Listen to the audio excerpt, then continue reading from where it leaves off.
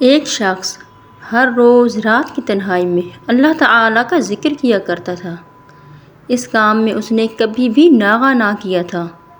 ایک دن شیطان نے اس کے دل میں وسوسہ ڈالا کہ اے شخص، تو ہر روز رات کو اللہ اللہ کرتا ہے، اور ایک مدت گزر گئی اس کام کو کرتے ہوئے، لیکن کیا کبھی ایک بار بھی اللہ تعالیٰ کی بارگاہ سے لبیک کی آواز آئی؟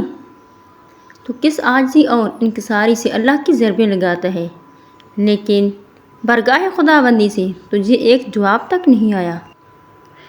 اس شخص کے دل میں اس کا خیال آنا تھا کہ وہ پریشان ہو گیا اور شکستہ خاطر ہو کر لیٹ گیا۔ خواب میں اسے حضرت خضر علیہ السلام کی زیارت ہوئی۔ آپ نے اس سے پوچھا، اے اللہ کے بندے، تو اللہ کے ذکر سے کیوں رک گیا ہے؟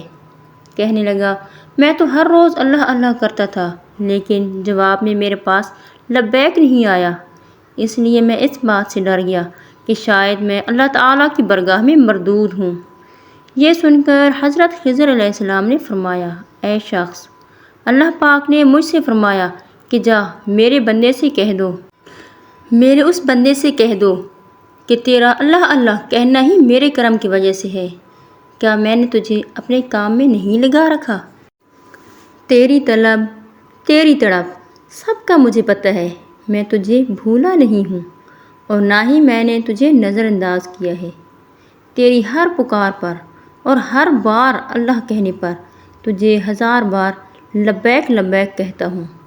تجھے یہ سوچ، یہ عمل، یہ طلب میں نے ہی دی ہے، اور میں نے ہی تجھے اس کام پر لگایا ہے، اور اصل میں تو اس سے زیادہ مجھے ہی تیرا اشتیاق و شوق ہے۔